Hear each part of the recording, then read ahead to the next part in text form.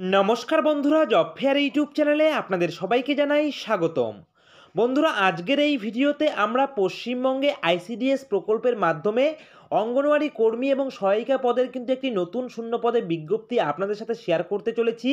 আজকের এই ভিডিওর মাধ্যমে আমরা অনেকগুলি নোটিফিকেশান আপনাদের সঙ্গে শেয়ার করে দেবো, যেখানটায় প্রতিটি ব্লকেই কিন্তু প্রায় আপনাদের এখানটায় অঙ্গনওয়াড়ি কর্মী এবং সহায়িকা পদে রিক্রুট করতে চলেছে আইসিডিএস প্রকল্পের মাধ্যমে, যেখানটায় শুধুমাত্র আপনারা মাধ্যমিক পাস করে থাকলেই আবেদন করতে পারবেন। তো ভিডিওটিকে স্কিপ না করে সম্পূর্ণ ভিডিওটি দেখার চেষ্টা করবেন।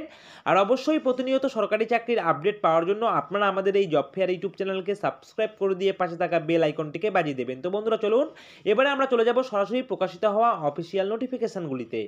তো বন্ধুরা, আমরা চলে এসেছি সরাসরি অফিসিয়াল নোটিফিকেশনে। আজকের এই একটি ভিডিওর মাধ্যমে আমরা কিন্তু 6টি চাকরির বিজ্ঞপ্তি আপনাদের সঙ্গে শেয়ার করে দেবো। আপনারা অন স্ক্রিন দেখতে পাচ্ছেন সবার প্রথমেই এখানে আইসিডিএস প্রকল্পের মাধ্যমে কিন্তু আপনাদের অঙ্গনওয়াড়ি কর্মী এবং সহায়িকা পদে কিন্তু রিক্রুট করতে চলেছে, এবং যেখানটায় আপনারা দেখতে পাচ্ছেন শূন্য পদের সংখ্যা রয়েছে টোটাল মিলিয়ে 34টি, এবং এখানটায় ক্যাটাগরি ওয়াইজ কিন্তু শূন্য পদগুলি লিখে দেওয়া রয়েছে, আপনারা অন স্ক্রিন দেখতে পাচ্ছেন। এবং এখানটায় আবেদন করতে হলে আপনারা শুধুমাত্র মাধ্যমিক পাস করে থাকলে আবেদন করতে পারবেন।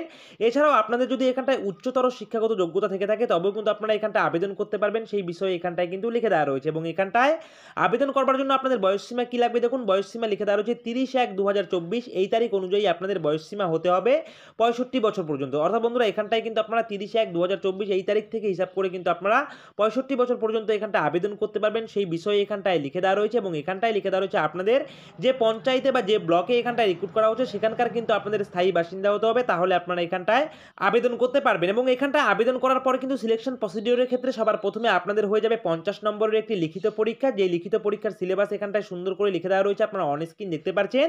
সেই লিখিত পরীক্ষায় পাস করে যাওয়ার পর আপনাদের হয়ে যাবে ইন্টারভিউ, এবং সেই ইন্টারভিউ পাস করে যাওয়ার পর কিন্তু আপনারা ডকুমেন্ট ভেরিফিকেশনের মাধ্যমে আপনারা এখানটায় চাকরিটি পেয়ে যাবেন। এছাড়াও কিন্তু আরও এখানটায় বিভিন্ন শর্তাবলীগুলি লিখে দেওয়া রয়েছে, আপনারা অবশ্যই অফিসিয়াল নোটিফিকেশনগুলিকে ডাউনলোড করে ভালো করে চেক আউট করে নেবেন।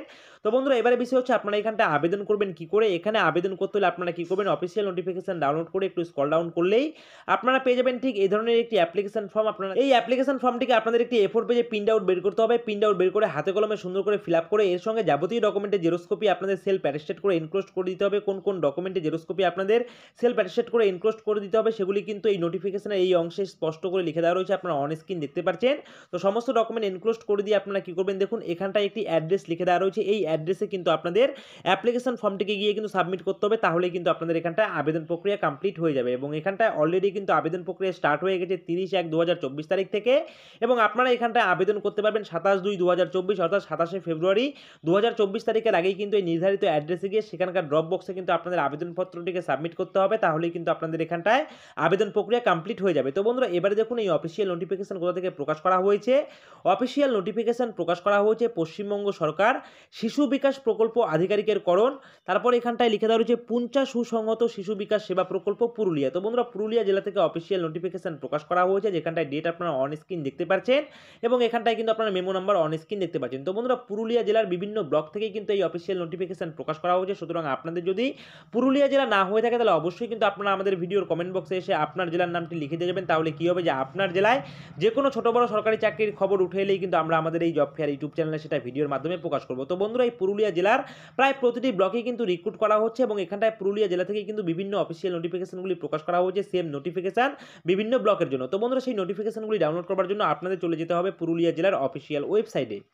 তো বন্ধুরা, অফিসিয়াল নোটিফিকেশনগুলি ডাউনলোড করার জন্য আপনাদের চলে আসতে হবে পুরুলিয়া জেলার অফিসিয়াল ওয়েবসাইটে। এই অফিসিয়াল ওয়েবসাইটের লিঙ্ক আপনারা পেয়ে যাবেন আমাদের ভিডিও ডিসক্রিপশনে, সেখানে ক্লিক করার সঙ্গে সঙ্গে আপনারা এই অফিসিয়াল ওয়েবসাইটে ভিজিট করতে পারবেন।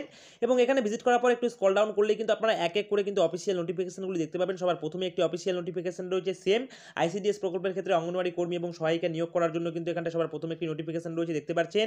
তারপর এখান থেকে স্ক্রল ডাউন করলে দ্বিতীয় নম্বরেও কিন্তু আপনারা একটি অফিসিয়াল নোটিফিকেশন পেয়ে যাবেন। তারপর এখান থেকে একটু স্ক্রল ডাউন করলে আপনারা 3 নম্বরেও কিন্তু একটি সেম অফিসিয়াল নোটিফিকেশন পেয়ে যাবেন। এখানে কিন্তু প্রত্যেকটি ব্লকের ক্ষেত্রে কিন্তু আলাদা আলাদা নোটিফিকেশন প্রকাশ করা হয়েছে, অবশ্যই আপনারা চেক আউট করে নেবেন। এবং তারপর থেকে একটু স্ক্রল ডাউন করবেন, স্ক্রল ডাউন করার পর আরেকটি কিন্তু আপনারা অফিসিয়াল নোটিফিকেশন পেয়ে যাবেন, সেম অফিসিয়াল নোটিফিকেশন আপনারা দেখতে পাচ্ছেন। এভাবেই কিন্তু আপনারা স্ক্রল ডাউন করার পরে কিন্তু আপনারা এখানটায় এক এক করে কিন্তু অফিসিয়াল নোটিফিকেশনগুলি পেয়ে যাবেন। টোটাল মিলিয়ে এখানটায় 6টি নোটিফিকেশন কিন্তু প্রকাশ করেছে। সুতরাং অবশ্যই আপনারা যদি পুরুলিয়া জেলার বাসিন্দা হয়ে থাকেন তাহলে অবশ্যই কিন্তু আপনারা আমাদের ভিডিও ডিসক্রিপশনে দেওয়া পুরুলিয়া জেলার অফিসিয়াল ওয়েবসাইটে ভিজিট করে আপনাদের এখানটায় যে ব্লকের নাম লিখে দেওয়া রয়েছে সেই ব্লকের আন্ডারে কিন্তু আপনারা অফিসিয়াল নোটিফিকেশনটিকে ডাউনলোড করে ভালো করে পড়ে বুঝে বুঝে তারপরে কিন্তু আপনারা এখানটায় নিজ দায়িত্বে আবেদন করতে পারেন। তো বন্ধুরা এই রয়েছে কিন্তু আজকের ভিডিওটি ভালো লাগলে অবশ্যই ভিডিওটিতে একটি লাইক করবেন, কমেন্ট করবেন, শেয়ার করবেন। আর এভাবেই আপনারা আমাদের এই জব ফেয়ার ইউটিউব চ্যানেলের পাশে থাকবেন। সকলে মিলে ভালো থাকবেন, সুস্থ থাকবেন। জয় হিন্দ।